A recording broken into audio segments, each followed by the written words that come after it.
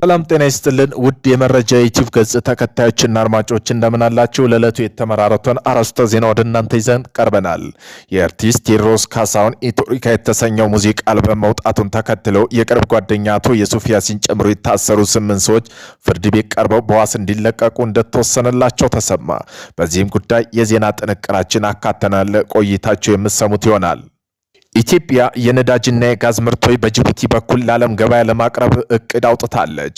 ኢትዮጵያ የተፈጥሮ ጋዝና ድፍድፍ ነዳጅ ከጅቡቲ በኩል ለዓለም ገበያ መላክ እቅዷን ከጅቡቲ ጋር የተጋራች ሲሆን የተጣራ ነዳጅ ምርቶች ከጅቡቲ ቧንቧ ታስገባለች። በዚህም ጉዳይ የዜና ጥንቅራችን አካተናል። ቆይታቸው የምንሰማ ይሆናል። የኩባ የቀድሞ መሪ ራኦል ካስትሮ በዋሽንግተን ክስ ተመሰረተባቸው። ዩናይትድ ስቴትስ የቀድሞ የኩባ መሪ ራኦል ካስትሮ በ1996 በኩባና ፍሎሪዳ መካከል በተደረጉ 2 አውሮፕላኖች መውደቅ ምክንያት የአሜሪካ ዜጎች ለመግደል በማሴርና በሌሎች ወንጀል ክስ ተመስርቶባቸዋል። በዚህም ጉዳይ የዜና ጥንቅራችን አካተናል። የአሜሪካው ፕሬዝዳንት ትራምፕ እስራኤል ውስጥ ጠቅላይ ሚኒስተር ሆኜ ልወዳደር እችላለሁ አሉ።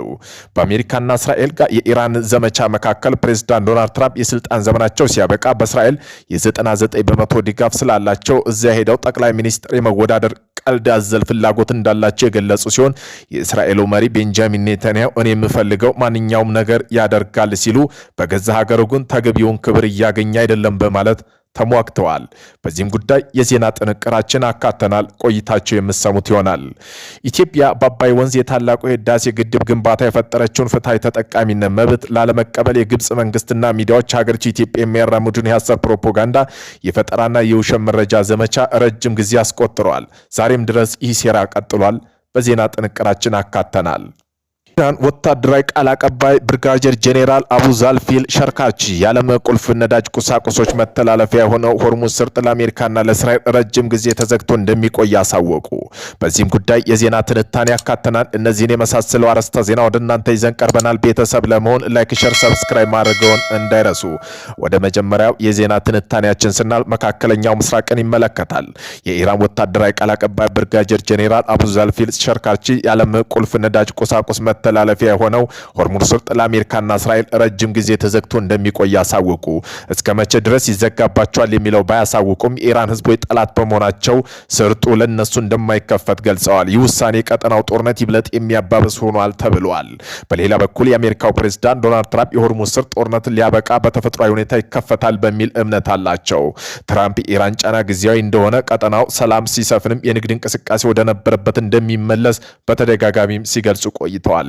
ኢራን ግን በፍጹም ለጥላቶች አልከፍትም ብላለች። ይህ የሰርጡ መዘጋ ከጦርነቱ ማብቃት በኋላ ለረጅም ጊዜ ሊቀጥል እንደሚችል አመላካች ሆኗል። የዓለማችን 20% የሚጠጋ የነዳጅ ምርት የሚያስፈልገው በዚህ ሰርጥ በኩል በመሆኑ መዘጋቱ በዓለም አቀፍ የነዳጅ ዋጋ ለከፍተኛ ጭማሪ ሊያስከትል ይችላል። የቱርኩ ፕሬዝዳንት ረሲፕ ጣይብ ኤርዶዋንና ከሱዳኑ ጠቅላይ ሚኒስተር ካድር ኢድሪስ ጋር ተወያዩ። የቱርኩ ፕሬዝዳንት ረሲፕ ጣይብ ኤርዶዋን የሱዳኑ ጠቅላይ ሚኒስተር ካሚል ኢድሪስ በአንካራ የሚገኘው ፕሬዝዳንት ቤተመንግስት ተቀብለው አነጋግረዋል። የሁለቱም መሪዎች ባደረጉ ከፍተኛ ሁለትዮሽ ውይይት የሱዳን መልሶ ግንባታ ኢንቨስትመንት እድሎች በሀገር መካከል ያለው ስትራቴጂካዊ አጋርነት ይብለጥ ማጠናከር እንደሚቻል ጉዳዩ በሰፊነት መምከራቸው የዜና ምንጮች ያሳያሉ። ሶማሌ ከኢትዮጵያ ኤሌክትሪክ ኃይል ልትገዛ ነው ተባለ። የሶማሌ መንግስት ከኢትዮጵያ ኤሌክትሪክ ኃይል ለመግዛት የመጨረሻው ምዕራፍ ላይ መድረሷን አሳውቋል። የሶማሌ ኢነርጂ ሚኒስትር አብዱላሂ ቢዲሂ ዋርሲ እንደገለጹ ከሆነ ኃይሉን በደሎና በዋጅሊን በጎልዶግ መስመሮች በማስገባት የተለያዩ ሶማሌ ከተሞች ለማድረስ ታቅዷል።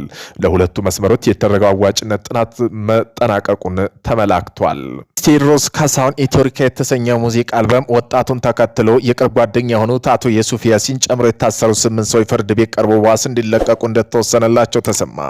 አርቲስት ቴዎድሮስ ካሳሁን ከቅርብ የስራ ግንኙነት ያላቸው ምንጮች ለዶይቼ ቬለ እንደተናገሩ ፌዴራል የመጀመሪያ ፍርድ ቤት አራዳ ምድብ ችሎት አንደኛ ጊዜ የቀጠሮ ችሎት ታሳሪዎች እንዲለቀቁ የወሰነው ትናንት ነበር። ከነዚህ ታሳሪዎች በግል 1 እና 2 እንዲሁም 3 ክሶች እንዲቀርቡባቸው ነው የመረጃ ምንጮች የተናገሩት።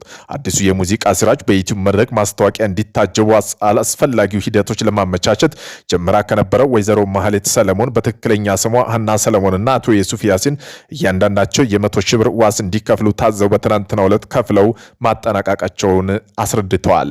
በተለይ ሲኤምኤን በሚባለው አካባቢ የሚገኘው አርቲስት ቴዎድሮስ ካሳሁን ስቱዲዮ 2 ጠባቂዎች ደግሞ እያንዳንዳቸው 50,000 ብር ዋስ እንዲያስይዙ ትዕዛዝ ተሰጥቷል ተብሏል። ጠባቂዎቹ በዋስ ለመክፈል በሂደት ላይ መሆኑን ገልጸው በዋስ ከፍለው ያጠናቀቁትን 2 ታሳሪዎች እስካሁን ከእስር እንዳልወጡ ሆኖም ግን እስከ ሰኞ ይወጣሉ ተብሎ ተስፋ እንደሚደረግም ተናግረዋል። ኢትዮጵያ የነዳጅና የጋዝ ምርቶች በጅቡቲ በኩል ለዓለም ገበያ ለማቅረብ እቅድ አውጥታለች። ኢትዮጵያ ለተፈጥሮ ጋዝና ድፍድፍ ነዳጅ በጅቡቲ በኩል ለዓለም ገበያ የመላክ እቅዷን ከጅቡቲ ጋር የተጋራች ሲሆን የተጣራ ነዳጅ ምርቶች ከጅቡቲ ቧንቧ ታስገባለች።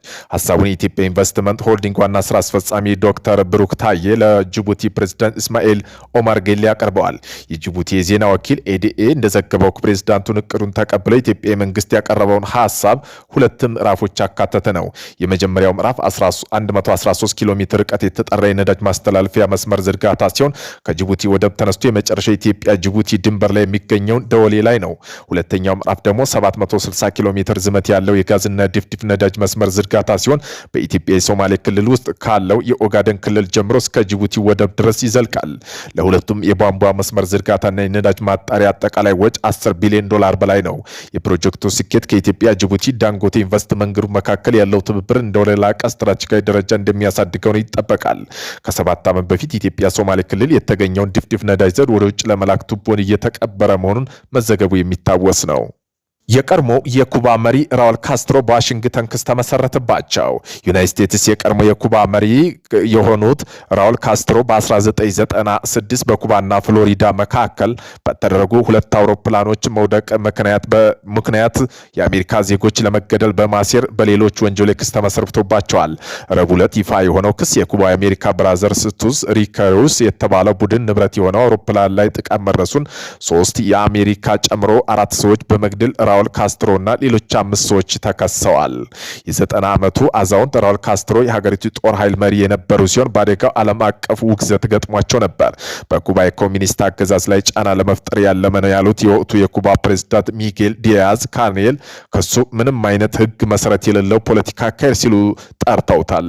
በያሚ የሚገኘው የፍሎሪዳ ታወር ላይ ንግግር ያደረጉት ተጠባባቂ ጠቅላላ አቃቤ ሕጎች ቶድ ብላንች ራውል ካስትሮ በአውሮፕላኖች በማውደም በ4 ግለሰቦች የወንጀል ክስ እንዲመሰረት ገልጸዋል። የአሜሪካው ፕሬዝዳንት ትራምፕ እስራኤል ውስጥ ጠቅላይ ሚኒስትር ሆኜ ወዳደር እችላለሁ አሉ። በአሜሪካና በእስራኤል ጋር የጋራ የኢራን ዘመቻ መካከል ፕሬዝዳንት ዶናልድ ትራምፕ የስልጣን ዘመናቸው ሲያበቃ በእስራኤል 99% ድጋፍ ስላላቸው እዛ ሄደው ጠቅላይ ሚኒስትር የመወዳደር ቀልድ ያዘል ፍላጎት እንዳላቸው የገለጹ ሲሆን እስራኤል መሪ ቤንጃሚን ኔታንያሁን የሚፈልገው ማንኛውም ነገር ያደርጋል ሲሉ በገዛ ሀገር ግን ተገቢውን ክብር እያገኘ አይደለም በማለት ተሟግተዋል። በአንጻሩ አዲስ የወጡ የአሜሪካ የስለላ ድርጅት ምስጢራዊ ሪፖርት እንደሚያሳዩት ኢራን ባለፈው ሚያዝያ የጀመረችው የ6 ሳምንት የተኩስ አቁም ስምምነት በአግባቡ በመጠቀም በጋራ ጥቃቶች ወድመው የነበሩ የድሮን ምርቶች በከፊል መልሳ ያስጀመረች ሲሆን ይህ የማጋገም ሂደት የሀገሪቱ የመከላከያ መሰረተ ልማት 90% ወድሟል የሚለው የፔንታጎን ወታደራዊ መግለጫ ፍጹም ውድቅ የሚያደርግ ለወራት ያህል በሆርሙዝ ባህር ወሽመጥ ላይ የነበራትን ሚሳኤልና ድሮን የማስፈራራት አቅም ያላሳጣት መሆኑን ገልጸዋል።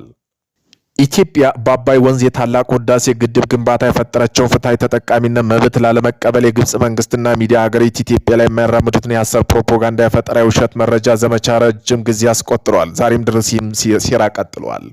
በግብጽ ሚዲያዎች ላይ የሚሰራጩ የፈጠራ ዘገባዎችና የሐሰት ትርክቶች ዋነኛ ዓላማ ኢትዮጵያ ገጽታ ማጠልሸት፣ ለዓለም ማህበረሰብ ሌላ መልእክት ማሳጣት፣ በግድቡ ዙሪያ ኢትዮጵያ እንደ ሰላም አደፍራሽ ወይም ቀጠናዊ ስጋት አድርጎ መሳልና በኢትዮጵያ ህዝብ መካከል መከፋፈልና ልዩነት መስራት፣ ኢትዮጵያ አንድነት ሉዓላዊና አደጋ መደቀን፣ ሀገር መሰረቷን ማናጋት። ይህ ደግሞ የፖለቲካ ሴራ በፍጹም ኢትዮጵያ ህዝብ እውነትና ፍትሃዊ መብት ላይ ሊሆን አይችልም።